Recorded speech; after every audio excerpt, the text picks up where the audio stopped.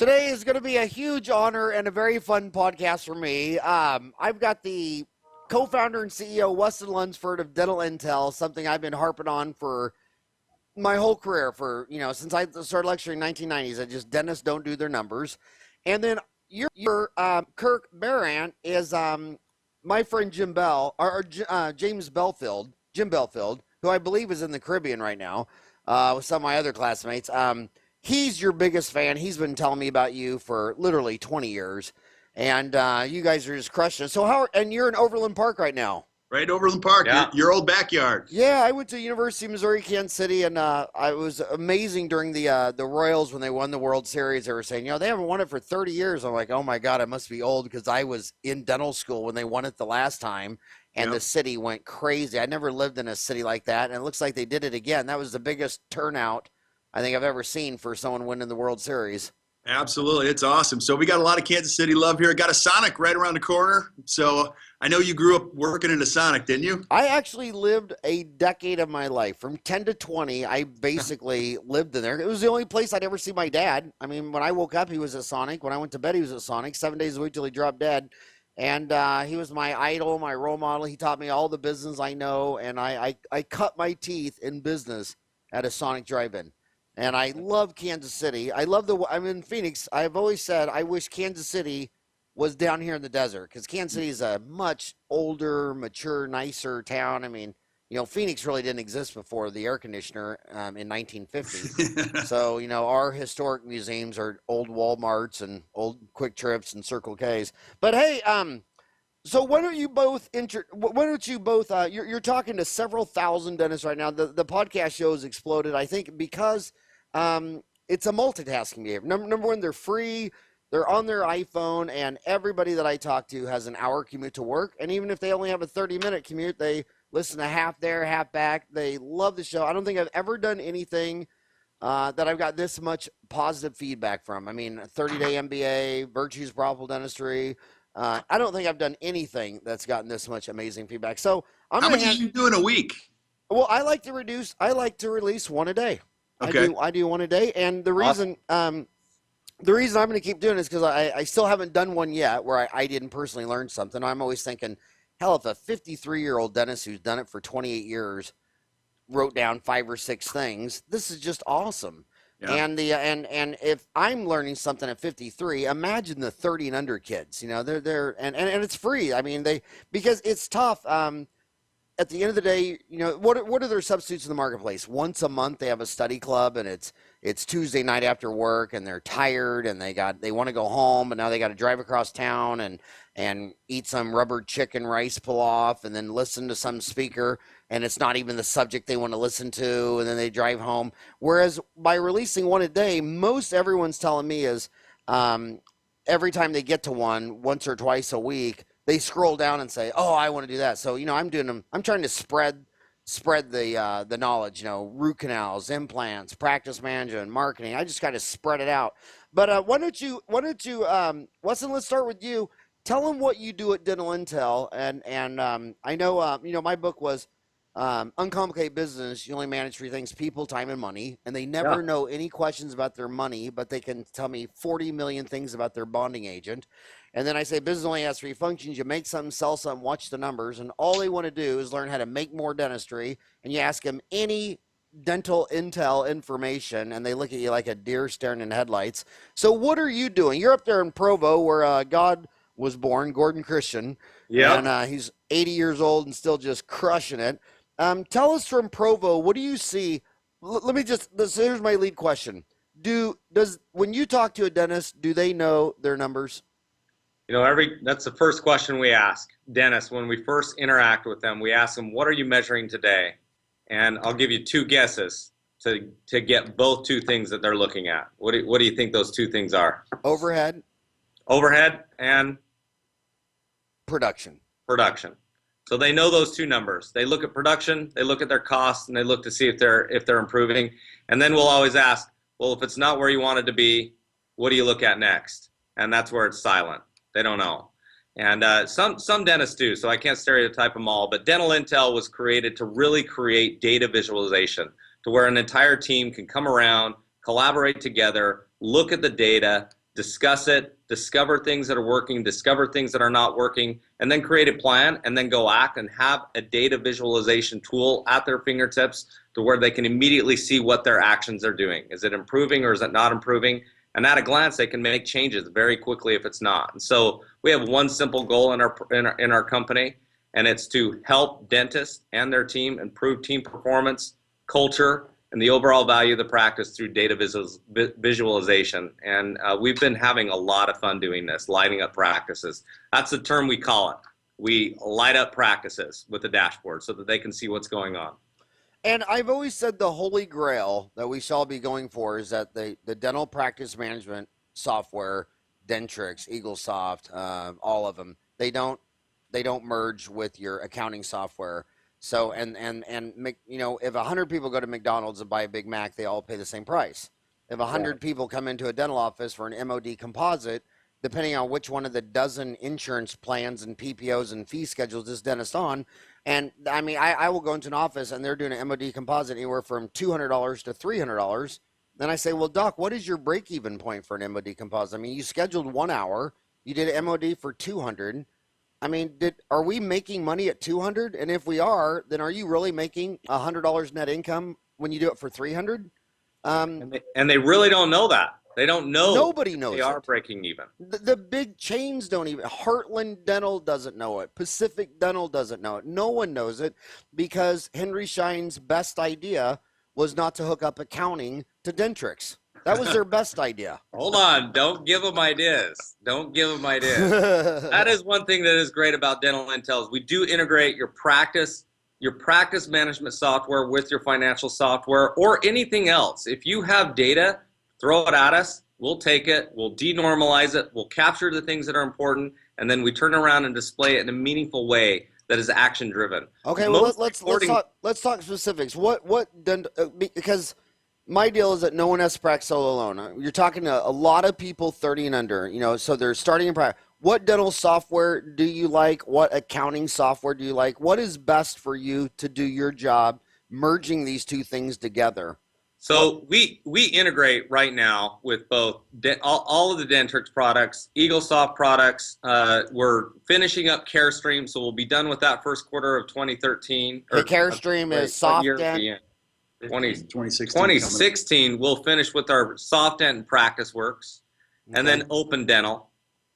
And those are the main softwares that we integrate with right now. There's others that we're working on, especially in the cloud. We're working with Curve right now. We've been talking with Planet DDS, and so we'll be integrating with several other practice management softwares.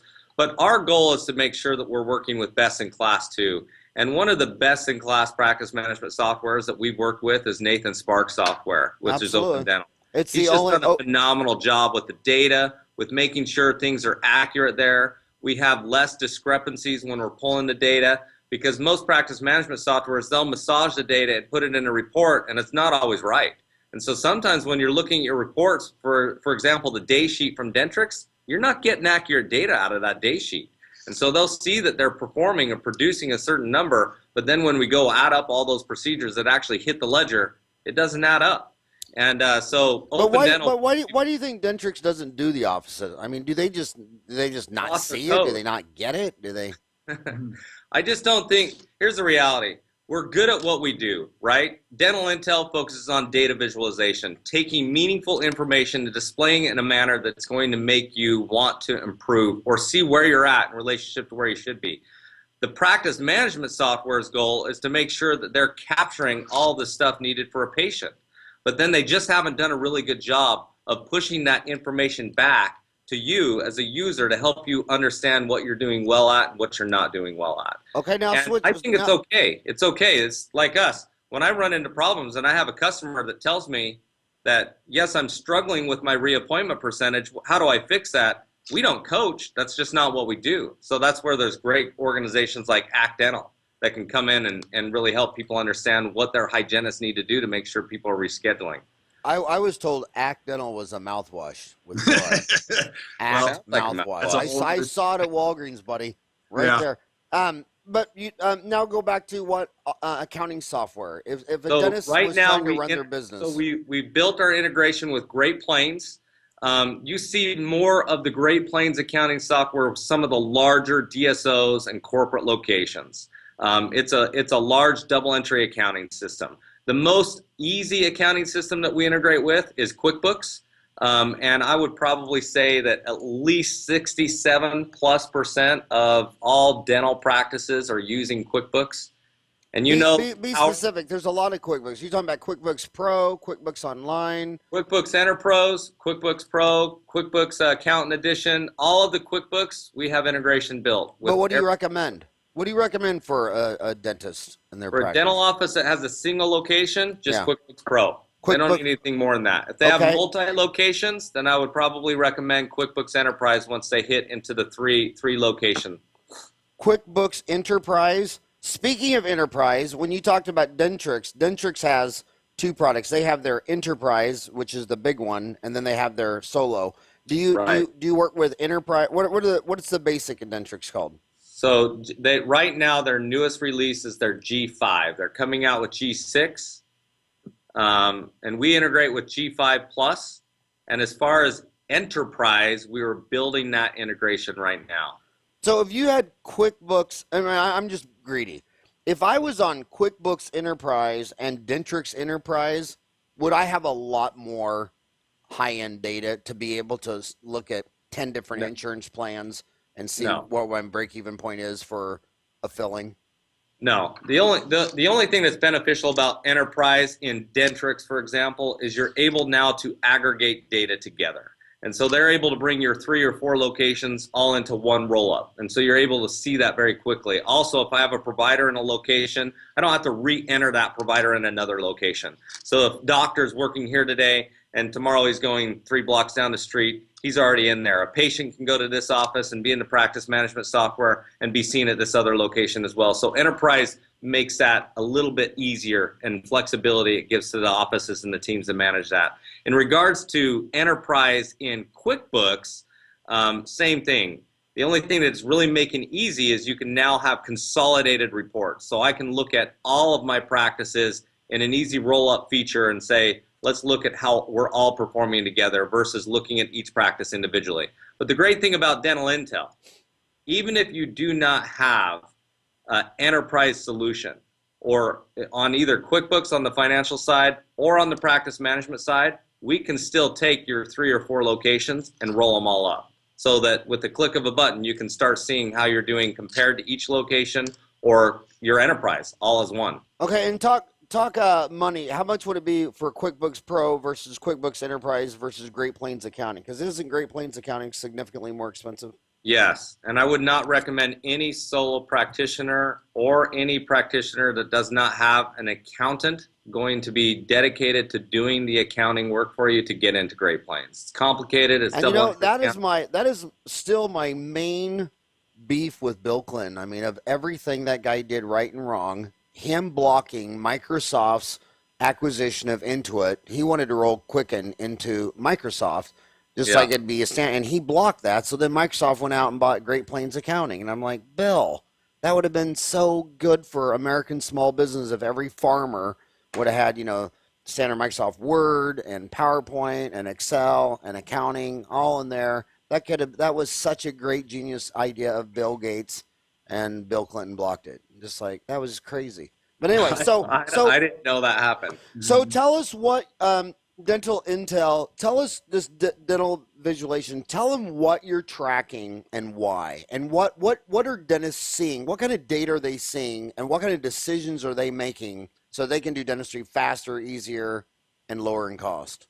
Yeah, so our dashboard is focusing on leading indicators, and there are 2 types of indicators. We feel that there's lagging indicators and leading indicators. Leading indicators are metrics or key performance metrics, whatever you want to call them. They're indicators that will identify actions in a practice, something that I can specifically change today, and it will affect the outcome of a lagging indicator. So for example, most lagging indicators all have leading indicators, and some leading indicators have additional leading indicators. Let me give you a couple examples of this. Let's take production. Let's say that a practice wants to hit $100,000 of production every single month. Well, what makes up production? There's 2 things that really make up production. There's your production per visit, So how you're doing with the patients once they're sitting in your chair, and then there's the actual visit itself. How are you doing on getting patients in the chair? If we keep going down that tree with each of those, now we have two different areas that we're looking at. You may be struggling on getting patients in the chair, or you may be doing great on that, or you may be struggling on how effective you are with the patients in the chair. So let's just take that one down. Let's say you got the patient in the chair, but your average production per visit is just extremely low.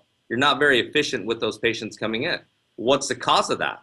It's either a cause of not diagnosing in hygiene, it's a cause of not diagnosing in your exams, or you are diagnosing well and it goes down to you're just not presenting the treatment well enough, or you don't have any financial mechanism to really help patients really be able to afford the treatment that you are presenting. But you can start going down into all these leading indicators and really identify very specific what area are you struggling in. And how we look at that is we're benchmarking. We're looking at where you're at in relationship to where the industry is and where you're at in relationship to where you really should be. And those that know where they want to be or should be have a much better chance in getting there than those that don't. So the concept of looking at these metrics is easy. You glance really quickly, you look at it, you identify and discover where you're at. If you're not where you should be, then you discuss it, you come up with a plan, you execute the plan, and then you evaluate and monitor again, and you make a quick change. So a couple key things that we measure, for example, we ask the question almost every single time when we ask this question, the number is astonishing to us. We ask the question, how many of your patients that are active, that you would consider your active patients, how many of those patients do you feel have a scheduled appointment right now to come back into your practice? And so, Howard, you have a practice. We just asked you that question. Out of your active patients, I'm not sure how many active patients you have, but out of those active patients, what percentage of those patients do you think have a scheduled appointment to come back? I just want to know what percent of my relatives have a free appointment scheduled right now. Seems like every day I'm doing free dentistry. I at this point, I wish I was adopted. And had no family. But first of all, what is your definition of an active patient? Because I would say that the definition of an active patient is anyone scheduled for an appointment, whether it be a 6-month, 3. So if they're not scheduled, they, by my definition, they wouldn't even be an active patient. I love that. I love that you're taking it to that extent. So our software right now, we define active patients by someone that has at least had a completed visit in the last 18 months. Let me give you an scheduled. But if they weren't scheduled for their next cleaning, whether that be 3, 4, 6 months, then would they be active? So you're saying they're active if they've been in 18 months? If they've been in 18 months, we're measuring those patients, and we want to keep those patients active. We don't want to lose them. And so when we ask people, out of your patients that you've seen in the last 18 months, how many of those have a scheduled appointment? And it will shock everyone. Every time we ask people, they always say, oh, at least 70 or 80% of them. And then we light up their dashboard, and we still have yet to come across a practice when we first lit them up that they've had more than 65% of their patients scheduled.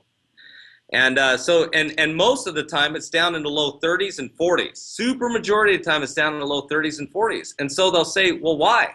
And the great thing about data is it never lies. It always tells us what's going on. And so now we're able to see and look at why. And so a leading indicator to whether your patients are scheduled or not is your hygiene's reappointment. Are they rescheduling for that cleaning or not? And that is a metric now that is very focused on activities today.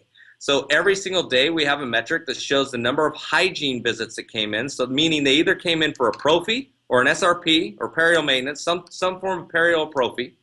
And out of those patients that came in for prophy or a perio problem, did they reschedule or not before they left? Either they did or they didn't. And that's our reappointment. And if we start making sure that we're measuring that and monitoring that, performance in that area is absolutely going to improve, and your active patients are going to stay scheduled, and you're going to have less attrition. So that's just kind of an example. Can you add a feature to that for me? Sure, probably. Well, dentists, the whole planet after AIDS, the whole planet knows that below the belt you can transmit diseases that kill each other. I mean, before AIDS, there were many continents that didn't get it. Sub-Saharan Africa, for one. But because of AIDS, now the whole planet knows that below the belt, you can transmit bacteria, fungus, viruses, and kill each other. And you still go into dental offices where they will see the mom every 3 months for perio maintenance, and they've never seen her husband, and they're Right. kissing every night. And the epidemiologists are like, okay, if I saw you every 3 months for chlamydia, and it just was there every 3 months, after a year, I'd probably say, does your spouse, who are you sleeping with? We think you're sleeping with someone with chlamydia. But then you go above the belt, and the dentist and the hygienist don't get it. And then you talk to the epidemiologist, they'll say, I can't treat the mom for periodontal disease because saliva, a nickel is a cc. So 1 nickel's cc of saliva has 1 billion bacteria, fungus, and viruses. And there's 7 billion people. So 7 nickels worth of spit is the population of humans on Earth.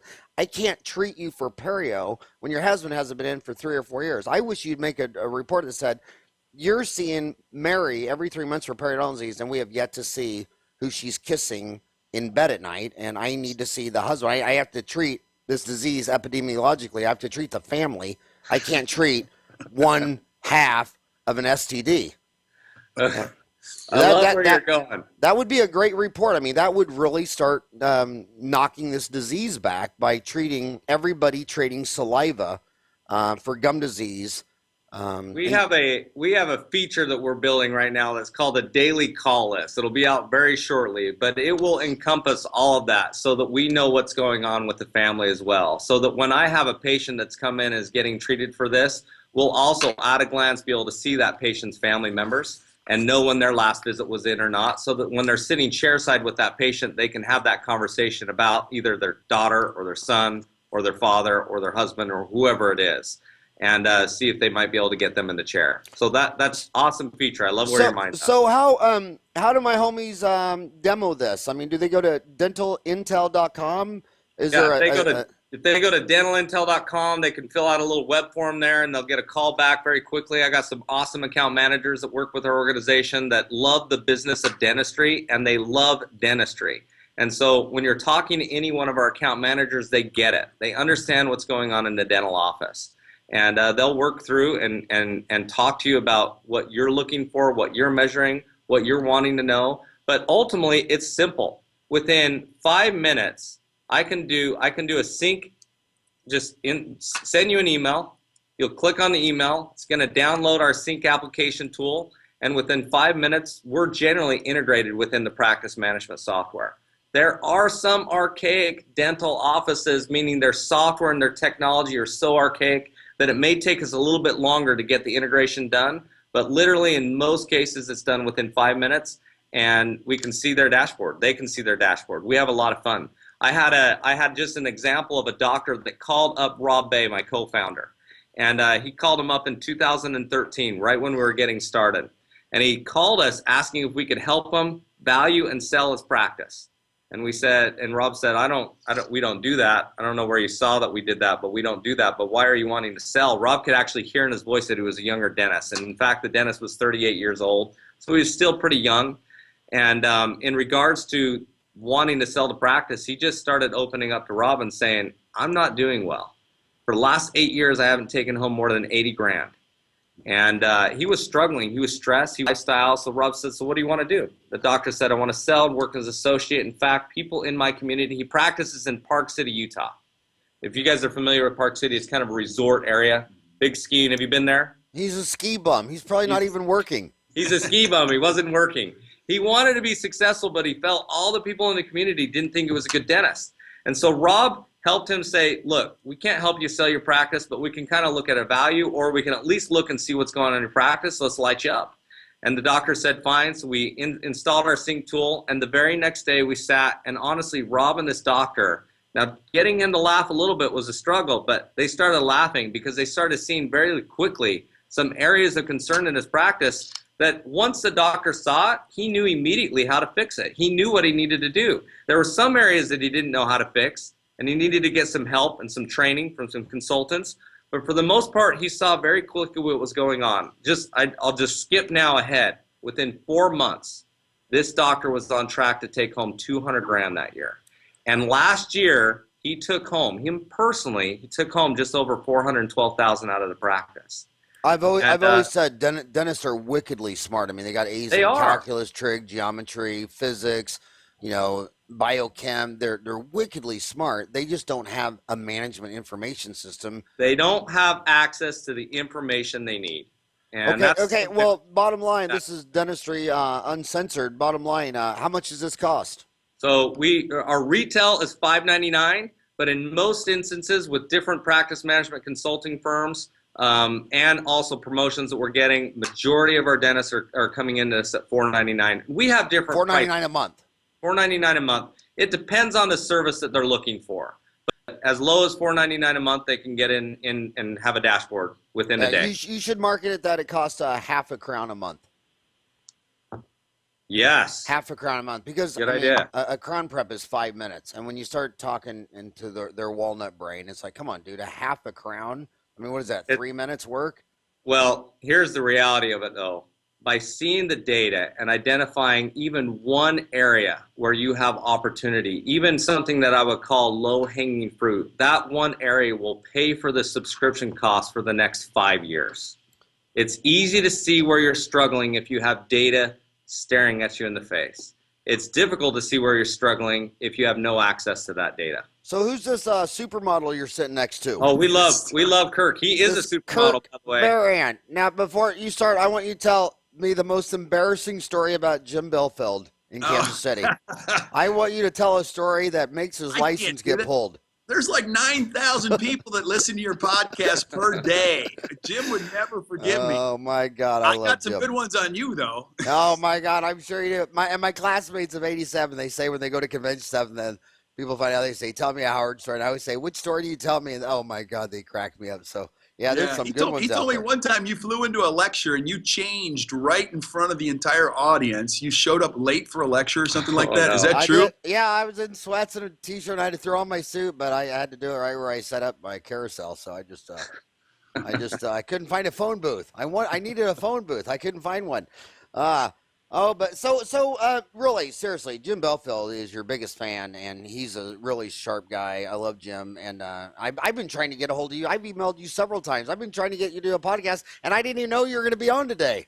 I don't. Well, I actually called. Is it Howard Goldstein or? Yeah, Howard Goldstein. Yeah, probably about 2 weeks ago. I'd love to. I speak and travel so much. It's been a crazy, great year. You know what I wish you would do is you should for marketing, you should put some online course on Dental Time. I mean, it's crazy. We put up 350 courses. They've been viewed over 500,000 times, and especially specialists. Specialists will put them up there, and their referrals will explode because the local dentists in their state, like, I didn't even know you existed here, and I really liked your program. If you, I'm in. And you know why I want you to is because my passion on Dental Town is, first, it was the PC, and Dentaltown rode the PC. But there's 2 million dentists on Earth, and they all have a smartphone. And I've never found a dentist in Ethiopia, Tanzania, anywhere that didn't have a smartphone. And we're putting those online CE courses in there, and I've been in over a dozen dental schools where the whole damn curriculum is for free. Because I make it free in the third world. And I go into some of those classes, and the deans just start crying because they got all these courses for free, and they're all watching them on a Samsung or an iPhone or a laptop. And so when you do in practice management, your business would be the United States or Canada, but you wouldn't realize you're helping dentists do practice management in Kathmandu, Nepal. That's awesome. And that's a 15-hour flight. You're never going to go there. So I really like the leverage way. I make all my money off the 20 richest countries paying for all my 50 employees. But then the other, and we got 205,000 dentists, but the other dentists around the world, I really think they're really catching up rapidly. I talked to a dentist in Tanzania, and he was telling me how he did a composite before Dental Town and then afterwards. And I was like ready to cry. That's awesome. So that's why I wish you would put a course up. But anyway, so tell us what you two are doing. How did you guys meet in Overland Park? When I know, Kirk, you're from Kansas City, but you're from Provo, Utah. Yeah. What's going on? Well, our company's grown exponentially in the last couple of years. I speak all over the world to dentists. And when we coach a practice, we track a lot of numbers. A lot of it's done manually. And as you know, the struggle with the software. So we've been doing our homework for quite a long time. I came across these guys a couple months ago, and I was blown away. The visualization, the accuracy, it is on the money. It's beautiful. It's easy to use. So their whole company, these guys are all here today to show our team how to use it and how we're going to better the lives of the people we serve. So I couldn't be more fired up. You know, you mentioned data doesn't lie, but the cool part about our business is that there's no emotion to it. So when you show a hygienist or numbers there's no emotion. A lot of dentists don't want to approach these things because they're afraid of the reaction. When you show the numbers, it's completely emotionless. And all of our recommendations can be backed by data. It makes our job so much easier. But you need to back up just a bit, because I've always felt a lot of dentists won't get a consultant because they're ashamed. It's in the closet.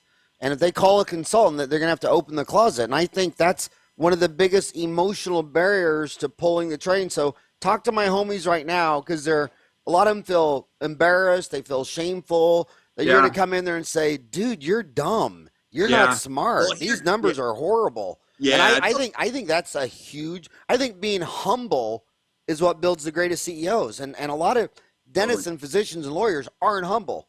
So you're talking to thousands of dentists driving their car. They're arrogant. And talk to them about it's okay to show them that, you know, they're not perfect. Yeah, two things. Number one, I totally agree with you, is that your hardest job, if you're listening to this right now and you're a dentist, your hardest job, hands down, is keeping everybody else in the right mindset. That's your hardest job. The dentistry is actually quite easy. It's the fact that you got to manage people in your practice, in your chair, that's the thing you didn't bargain for. And the second thing is that when it comes to data, this stuff is the incredible important piece that allows you to be able to make the changes. You mentioned that dentist earlier. Having this data at your fingertips, it ultimately becomes your GPS for how you're going to improve your practice and improve your life. So, and I'll say one more thing. Howard, you've seen this. In coaching and consulting right now, our best clients that come through that door, we are not their first rodeo. We're their fifth or sixth or sometimes even seventh consultant. And those are the highest producers, hands down, because they are constantly looking not to be perfect, but to be better. And so that's a point. That's a point I always make. That okay, I'm 53. When I look at the 60-year-olds with the greatest practices I've ever seen in my life, I'll give you one example. Jerome Smith. He's had a $50,000 consultant come in there every year, every other year, his whole career. I had multiple ones in my office, from Sandy Perdue to Sally McKenzie. Lots of them. And it seems like the people that are always getting consultants are always going for it and just building these unbelievable perfect practices. But the ones who need you so bad, they never ask for help. And it's like, dude, they will take, if Jerome Smith pays a consultant $50,000, it'll take his office up 1%. But there's a ton of other offices where a $50,000 consultant will double their whole show. Right. So why is it the ones who need it the most never raise their hand, and the ones like me who are getting it, we're just fine-tuning and saying, God, can it even be better? Yeah, I think it's just a human condition. I work with a personal trainer 3 days a week. They make me do things I would never do for longer than I would do them. I sit through those workouts and I think to myself, there's no way I would ever do this on my own, ever. They pull, and he says this, don't do this for me, do this for you. And so I can't shortcut them on reps. And the same thing applies for a coach. The things that a coach makes you do, you would never do for yourself, ever. Well, I can't believe I'm going to be giving you advice now on personal trainers. I just finished my third Ironman. Oh yeah, I've done. But what I do, I'm even better. I have two personal trainers that trade off every other day, Wendy and Jane, and they're the two hottest 50-year-old women I've ever seen in my life. So I get to wake up to a hot personal trainer, and you're using a man. Man, you need to up your game. Hey, let me ask you a question. I've done 4 Ironmans. Doing the first Ironman, would you ever attempt, like, let's say somebody on this podcast said, I'd love to do an Ironman. What would your first piece of advice be? My first piece of advice was basically that every year from 45 to 50, my physician kept saying, dude, you need to get on high blood pressure. You're 140/90. You got to get on a statin. And I kept saying, no. And then 50 years old, my granddaughter was born, Taylor Marie. And I realized that my dad died at 60. My 2 grandfathers died at 60. And I was going to be dead before Taylor was 10. So I signed up for the Ironman. And at the end of the Ironman, my blood pressure went from 140/95 to 112/68. Wow. I cut my pulse from like 88 to 48. But anyway, my physician said I could not have lowered your blood pressure and your cholesterol with medication this slow. And what I do is I do it every day at 5 a.m. so that I can see Taylor graduate from high school. That's Now, awesome, now buddy. she'll probably drop out from high school and sell drugs, but maybe I'm wasting my time. But just in case she stays in school and graduates from high school or college, I want to be there. Yeah, now let me use the same example. You probably work with a coach. You probably do a heart rate monitor. You probably log in all that information. They can see your resting heart rate, and your coach can say, Howard, I don't want you to do the long bike ride this weekend. I want you to get some rest, stay off your feet, drink a lot of water, because they're looking at one thing. It's called data. Right. And it's a Garmin watch right out there in Kansas City. In fact, I Right. think it's where you are, Overland Park, Kansas, isn't it? Right around the corner. Yeah, That's right. Garmin. But you're right. It's all Garmin. They upload it to their computer. They monitor all these numbers, and I just did my third Ironman and my third physical, and my physician looks at me and he just cracks up laughing. He goes, Good job, buddy. he goes, Congratulations. That's yeah. awesome. Yeah, But the same so- principle applies in your business, though. If you want to become the Ironman, finisher in dentistry, you've got to have a coach and you've got to have the data. So if these guys go to actdental.com, actdental.com, tell us, where does that name come from? What are they going to find on the website? How much do you charge? What do you do? What do you focus on? Tell them your story, because I know you've been doing this for decades. Yeah, I've been doing this for a while. Actdental.com is where you can find us. There's a lot of different ways you can get engaged. It actually started years ago with advanced case training. That's where the name came from. And it was the boom of the internet.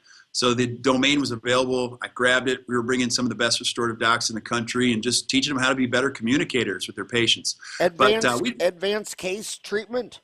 Advanced case training, but it's training. evolved into much more than that. Actually, it's just get your act together. So if you're thinking you gotta get it all together, we're the people that do that for you and with you. So we do a lot of things. We do seminars. We have workshops. We've got DVDs. There's a lot of ways you can get involved. The biggest way to get involved is just get on the website and get involved. We have video blogs. We film. How long is your DVD program? How big is it? How many hours is it? It's probably about 32 hours long. I've got it in 6 different sets. You have it's 32 hours over 6 different sets? Yes. You should give your best marketing. You should go on Dental Town Online. You should put the first CD of each one of those sets for free, and then they watch that. And then if they want to watch the rest of it, then they sign up here, give you money, whatever. It'd be give away the first one for free so they get to see you, they get to see your reel, they like you. I think that'd be your best marketing. Let's do it. After this call. Email. I'm Howard at dentaltown.com. We hired Howard Goldstein. He went with Hogo at dentaltown.com. So Hogo. So email Howard at dentaltown.com and Hogo at dentaltown.com, because I think that I know my homies. I mean, I've been on Dentaltown 4 or 5 hours a day every day since '98. I've lectured 1,500 times. I know these guys and gals, and I think if they're very cynical. And they're very non-trusting. They don't like to delegate. They don't even like to delegate to their assistant who's been living with them for 10 years in a dental office. I mean, they're just non-trusting, cynical people. And I think when you have a really low-cost deal where they just get to see you and they get to meet you and they build up a little trust, they say, okay, I hear them, okay, then they'll get out their credit card and do it. And I also think this with the consultants. I think the counterintuitive is consultants. The consultants always saying, well, if I tell them on my seminar or online how to do it, then I will not have a business. Exactly the opposite. The dentist knows algebra, physics, and chemistry. He wants to know what the menu is. He wants to know, am I ordering a steak or a fish or French fries or onion rings? He wants to see the menu. And if he likes how you think, then he only writes you a check because she knows she ain't getting it implemented. She's like, basically, I want to order this. I like what you're saying, and I know I'm not going to get the 5 girls in my office to do this. So I'm going to write you an implementation. I don't think consultants are consultants. I think they're implementation artists. When they got to see what the menu is, when they agree, because some consultants are going to come in and say, well, quit taking insurance. And I want to ask you that. There seems to be a lot of holy grail dentists on Dental Town that blame everything on third-party insurance. Do you see a lot of successful dentists that just do not take insurance? Well, here's the thing. Now, we just had this conversation with the Dental Intel team. This is going to be a huge part of practicing in a great practice here in the future. These guys have the ability to pull an incredible dashboard and see exactly where the numbers are. The first thing I say to everybody, I get calls every week, Howard. People are like, I hate Delta. I'm getting a lot of calls from South Dakota now because Delta Premier is now going away, and they're realizing because of Delta PPO, these kids go, oh my goodness. Look at the reimbursement rates. That's like half of my practice. I'm dead. And they thought they were cool because they were on one insurance. that reimburse pretty well. The number one thing you got to do is you got to know the numbers. And then over time, what we do is we help people titrate it. Don't get off it.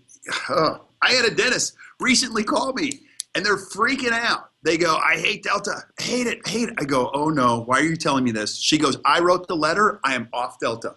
I want you to help me build my practice of fee-for-service. Well, I'm like, how many patients is that? It was like half the practice, gone overnight. It is what it is. Now, the other thing that people have to be very aware of is just because you buy a practice that's a Delta Premier provider and that dentist is a Delta, doesn't mean that you're a Delta Premier provider. A lot of brokers won't tell you this. You're dead in the water. You're buying something that doesn't even exist because you have to be a Delta PPO provider. Does that make sense? So there's a lot of these games that these insurance companies are playing. Here's what I would say to your question, Howard.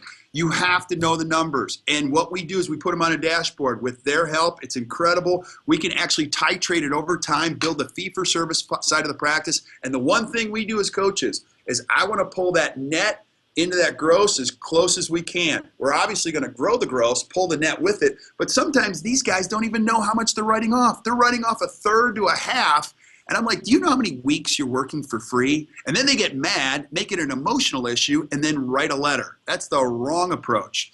And it's actually pretty bad marketing. So number one, know the numbers. Number two, make sure you've got an expert that understands this, and over time you can titrate it, build an incredible practice in this amazing profession. But insurance are definitely going to be getting the upper hand because the fundamentals. I mean, they've opened up 6 new dental schools in the last 6 years, and there's 3 or 4 more people trying to pull licenses. I mean, they're going to be there's going to be a lot more dentists. Do you think insurance will have more power 10 years from now than they do today? I mean, are we going to see more of this versus less? Well, you're going to see more games than anything because it's a numbers game. Howard, you've been doing this longer than I have. Do you remember 20 years ago, people were saying, PPOs are gone. It's going to be cash or HMO. Hell, dentists were supposed to disappear when fluoride came onto the scene, okay? The nation's sugar consumption went up 700% in the same time. So as far as predicting the future, we never know. The one thing I do know is this. Dentists will be around forever. The biggest problem with this country is not necessarily the economy or healthcare. Those are huge problems. It's the aging population. We're going to be a nation of old people everywhere, and they all got to do one thing. They got to eat. Old people can't go, no. Okay, I want you to have a more father-son talks with these kids. Tell me if you guys believe this is true. This is what I feel. Business only has to be fun. You make something, you sell something, right. You watch the numbers. Every time they're stressed, and then the staff is driving them crazy, and the accountant calls up and says, "Yo, the IRS 40,000," and they look in their savings account, they have 4,000, and every time they're stressed, they say, "I know what I'll do. I'll fly to an institute like Peck or Scottsdale Center or Collis, and I'll give them $5,000 a weekend, and I'll learn to be the best. I'll buy a CEREC machine, a laser. I'm gonna go spend hundreds of thousands of dollars on technology and CBCTs and learn how to place them." They always gonna solve their problem by learning how to make a new recipe. And I'm just like, and then they get the CBCT, they start placing them, and I'm sitting there telling them, dude, I can give you the names of 1,000 offices where they collect $1 million. The dentist takes home 400,000. They don't have a CAD cam. They don't have a laser. They don't place implants. They don't even do molar endo. Why do they always want to give an institute all their money and not a consultant? Why is it? Why is the holy grail? I'm gonna go learn the secret recipe from the Scottsdale Center and Panky and LVI, and then my office will be a panacea. When in fact, they should be talking to you. Yeah. Well, I would just say this. Number one, I love all those places you mentioned, but you know what better than anybody. That's easy. The brain, these guys go to those institutes, they come back and I say, "How was it?" They go, "Awesome." Because it's where their brain exists. You went into dentistry to work with teeth, and then what you do is you wake up years later and you realize it isn't necessarily a tooth visit. It's a people visit. I mean, I'm a dentist. When I went to Scottsdale Center and watched Frank Spear on the Restoring the Worn Dentition, I called it dental porn. I mean, it was just the coolest thing in the world. Yeah. But you can't learn dental porn if you don't have your business in order. And they always think treating the worn dentition is going to fix their economics, and I like them to get their house in order. Then you can do all that for fun. Like if you told me I could never pull a set of wisdom teeth again, I'd probably cry. I really would. So, but if your office is successful, you can always go in there and play wisdom tooth removal till the day you die. But if your business isn't in order, hell, you can lose your business. Yeah, absolutely. When you think about it, where's the best place you can put your money? There's nothing that'll give you a return than putting it into your business and doubling your income. You can put it into anything. Nothing will give you a bigger return than your business. This is Dentistry Uncensored. I like to not talk about what everyone agrees on. I want to talk about what's uncomfortable. Yeah. These dentists are coming out of school $350,000 in debt. They're led to believe I can't be successful unless I buy a $150,000 CEREC machine, a $100,000 CBCT x-ray machine, a $75,000 BioLace laser. Do they need those three big toys if they're going to be a successful dentist? No, not at all. The happiest people I've seen in dentistry have the most simple, uncomplicated lives. There's a place for all that. And they refer out everything they hate. If they hate molar endo, they don't do it. Yeah. And the person who thinks I have to do molar endo that I hate in order to survive, and I have to learn how to place implants when I hate surgery, they're miserable and they burn out. Yeah. The best thing, Howard, that a dentist coming out of school can do is know what a healthy practice looks like. Understand it. Understand what systems look like in starting that practice, and understand what the numbers should look like in a healthy practice. Not necessarily in the practice they're buying, but look at the practice they're going to buy and then evaluate it into a relationship of what is healthy. Yeah. And then create a roadmap and guide yourself to get to that healthy position. And if they do that one simple task when they buy the practice, if they know where they're at in relationship to where it really should be at, they will have success in a far less amount of time than those that will struggle through it over the next 5 to 10 years. Totally agree. And if you're listening to the podcast today, know this. You walked in, whether you stumbled in this or did it intentionally, you picked the best business in the world to get into. Google right now, Google most profitable businesses in the United States. Fortune magazine ranked at number 5. You couldn't have lucked out to pick a business. Do you know that 0.5% of dental lending notes fail in the United States? That's like crazy low in lending. And you know what those are about? You know what those are about? And you know what those ones that fail, you know what those are always about? What are those about? Well, you know, the 3 things that fail in marriage is it's a third substance abuse, a third money, a third sex. Those are usually substance abuse issues. So if so when those guys fail, they're failing personally. You know, they work waking up to a glass of vodka.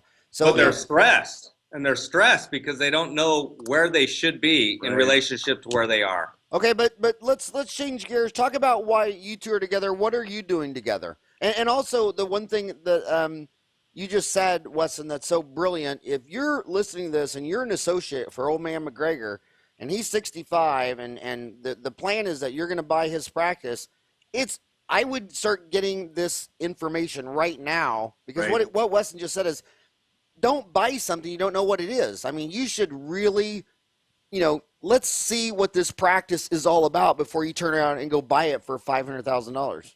And what it could be. I look at practices every single day when we're lighting up new dashboards, and I look with my associates and colleagues and think, this is a practice we want to buy, but we don't buy practice because it's kind of a conflict of interest. But I look at practices, I think, man, this is a gold mine. They have it all carved out. They just haven't grabbed the gold off the walls. It's just all sitting right there. And it's really that simple. You look at where you're at in relationship to what is healthy. Where is the practice in relationship to what is healthy? Why don't you email me a link to that deal, and I want to sit down with my chief financial officer and sync that. I'd like to get a you, me, and my ops manager and my CFO, and start buying practices. No, for my Today's Dental. Oh yeah, let's do it. What now, Howard? We've talked to your team a couple times, I think. What practice management software are you on right now? Well, we've been on SoftDent since 1987, and we want to switch. And we're on Dental Town. The only raving reviews are with Open Dental. We're going to help you. Listen, I will make the phone call. I will guide you guys through the transition of Open Dental. We're kind of wondering if we should do Dentrix Enterprise. That's the fork in the road. No way. No. Yeah. Absolutely no. not only no, but the data's not always right in there anyways. But there's no reason to go to Dental Enterprise. Hey, and Howard, after you do this, I'll send one of my top coaches to your office to show you how to use it all and get you guys set up in the right fashion. So, Are you going to bring Jim Belfield and a pint of tequila? We'll do that. We'll do that on the side. How's that?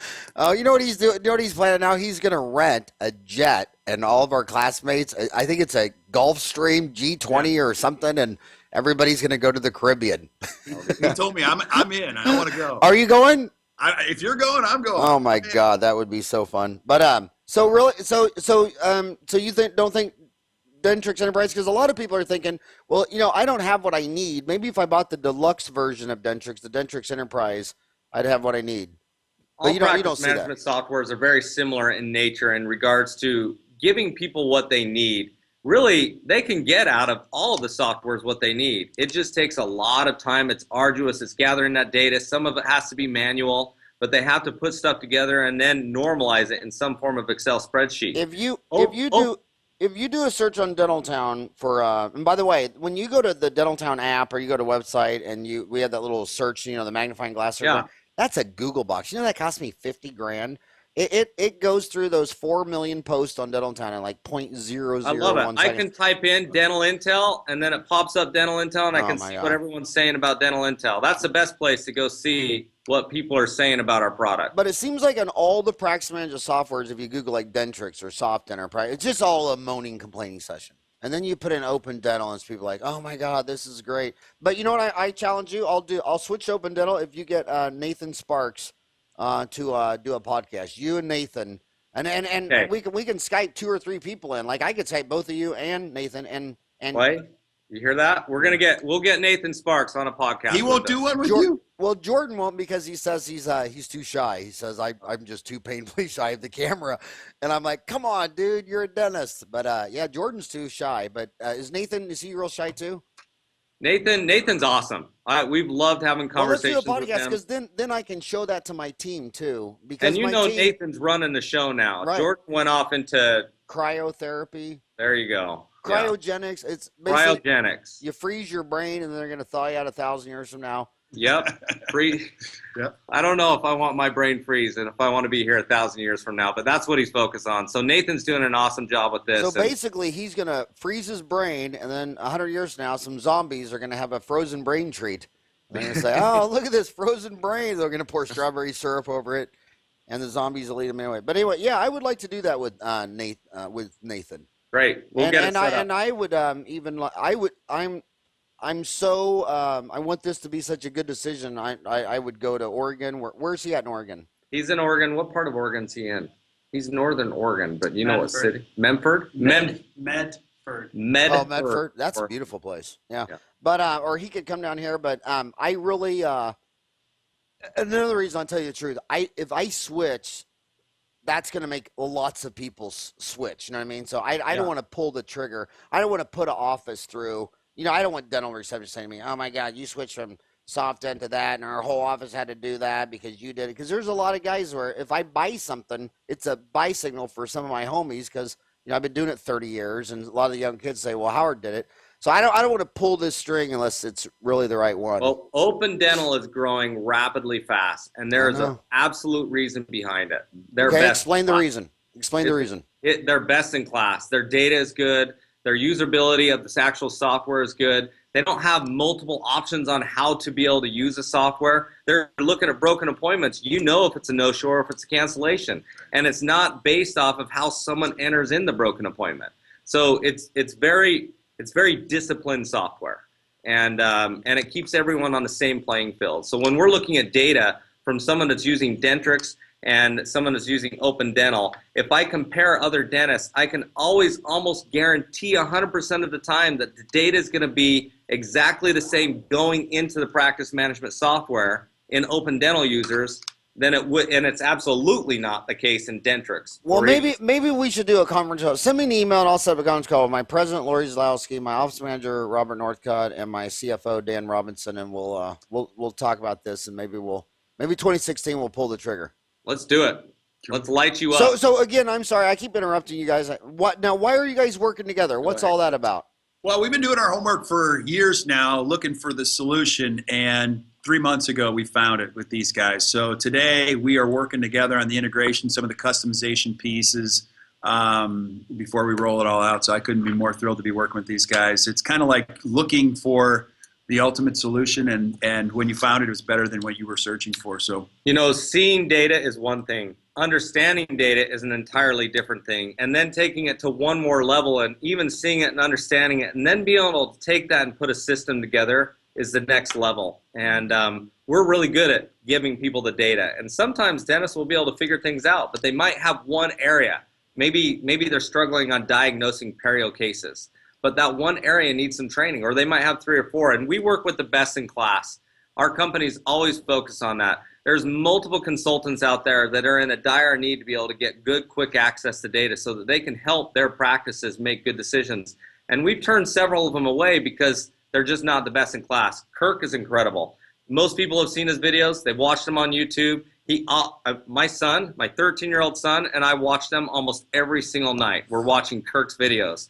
And it's just a lot of fun. Send me those. No, put them on Dentaltown so I can watch them. Yeah, they're awesome. You know what I was proud of my boys? When my boys went to college, they were always saying, you know, that at Business 101, Business 102, they were saying, Dad, every time they try to teach something, I can remember you telling us that on your whiteboard in your office when I was 10 years old. And some of my boys said all through business class, they didn't learn one thing that their old man hadn't taught them, you know, in my numerous lectures on the whiteboard. You know, every time they had a question, I take them to my office, get on the whiteboard and explain. So I was proud of that.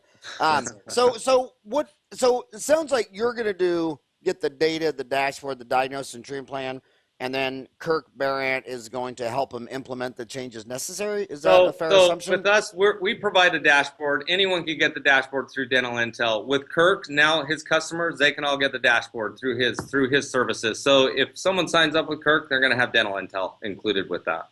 Okay, and Kirk, tell us what's the best dentists that sign up for you? How much does it cost? They go to actdental.com. What is it that you're selling? What is your consulting package? Is it a monthly rate? Is it a one-time fee? Is it like 50 grand and I'm married to you for 2 years, or is it month by month? Tell us what Before he answers that, let me ask you this, Howard. What's more important? How much a practice will turn around and increase production and better culture and atmosphere, or how much it costs?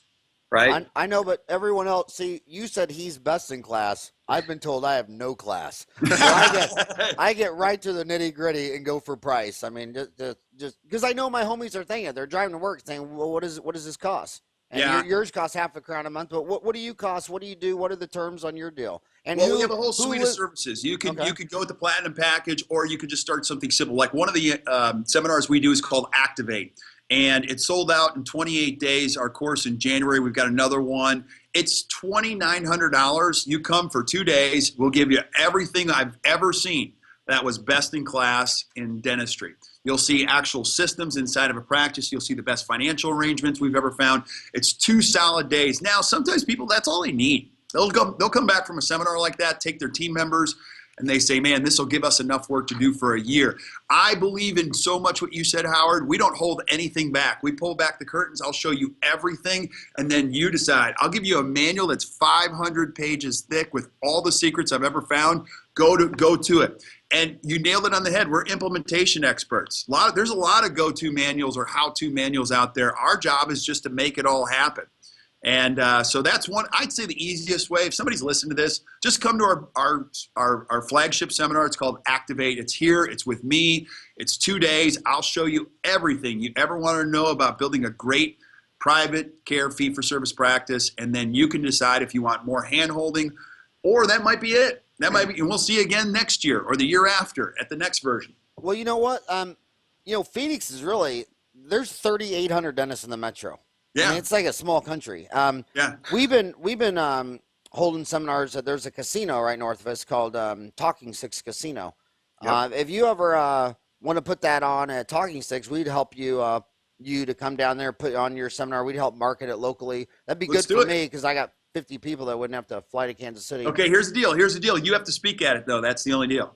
All right. So shoot me details. I'd like to get my team there. That would be okay. That would Sounds be great. Good. We'll set it up. And speaking of my team, today is one of the saddest days of my team. I'm almost ready to cry. My assistant of 13 years, her husband got a transfer to San Francisco, and Oh, so no. today is her last day, and we're having She a can party. For her. commute. I swear to God, I told her, is there any way you can divorce your husband and just stay here with me? And oh my God, I'll be crying like a baby at 5 o'clock today. Oh, Yeah, that's sorry hard. to hear that, buddy. But yeah, I mean, that's just tough. The circle of life continues. But yeah, I would, I don't want to fly all my team to Kansas City, and there's more customer. You guys could both never grow your business just outside of dentists in Phoenix for 5 years. I mean, there's so many dentists. Well, you know that you're in Utah, We love Phoenix. We're down I there quite a love it. bit. and Yeah. we call Phoenix South Utah, because I swear to God, every fifth dentist has a route to Utah somehow. It's their Yeah. cousin, their mother, their brother. A fifth of this town is related to Utah. But yeah, let's do that. Let's do that at Let's Talk do to it. Sex. It's on. And so this is fun, and this is another reason I won't quit doing podcasts, is I'm always growing my business on these podcasts. I'm always growing my Today's Dental, and I always think to myself, well, hell, this was fun. I love it. You know, people keep saying, how can you do one every day? How could you not do this? I just had a blast for an hour. Thank you so much, you guys, for spending an hour with me today. Yeah. And I hope the journey continues. Thanks, Sounds Howard. good, Howard. Thank And you send very it- much. And let's can you promise my homies that you'll put some teasers of your dental videos on? Yeah, we'll do on that Dental today. Talk? I'll send you a list of things, and I'll put it all together, and we'll make the seminar happen. The DVDs. I'll send you a bunch of videos, and I'd love to do some courses for you, man. I'd love that. Would be a treat for. I could talk for 4 days without breathing. So, people want to listen. I'm in. All right, buddy. Thank you so much for your time, both of you. Thanks, All right, Howard. thanks, Howard. Bye bye. See ya. Take care.